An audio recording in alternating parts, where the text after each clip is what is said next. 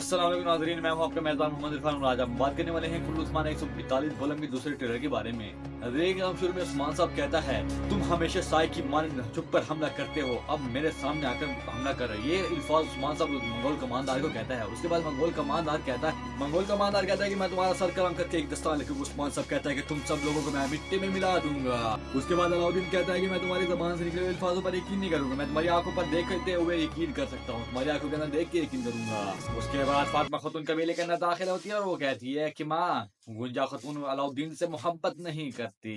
उसके बाद यकूब सादा खातून एक किले के अंदर मौजूद होते हैं और होलोफेरा की खाला कहती है कि ये मेरे लिए सबसे कीमती चीज है। होलोफेरा मेरे लिए सबसे कीमती चीज है, ये मेरी बहन की अमानत है, ये मेरी बहन की वाहिद यादगार है।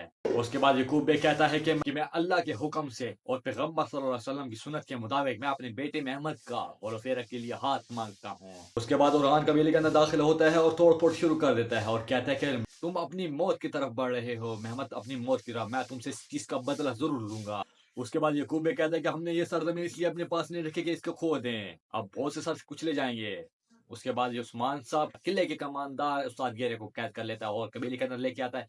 फौरन बाद उसे सिर करता है। कलम करने से पहले उस्ताद ये कहता है, ये सरजमीनें हमारी हैं, ये सरजमीनें हमारी हैं उस्मान साहब। उसके बाद उस्मान साहब इसका सर कर्म कर देता है। नाज़रीन, आज की वीडियो इतनी, अगर आपको वीडियो पसंद है तो वीडियो को लाइक कर लीजिएगा, हमारे चैनल को सब्सक्राइब कर लीजिएगा।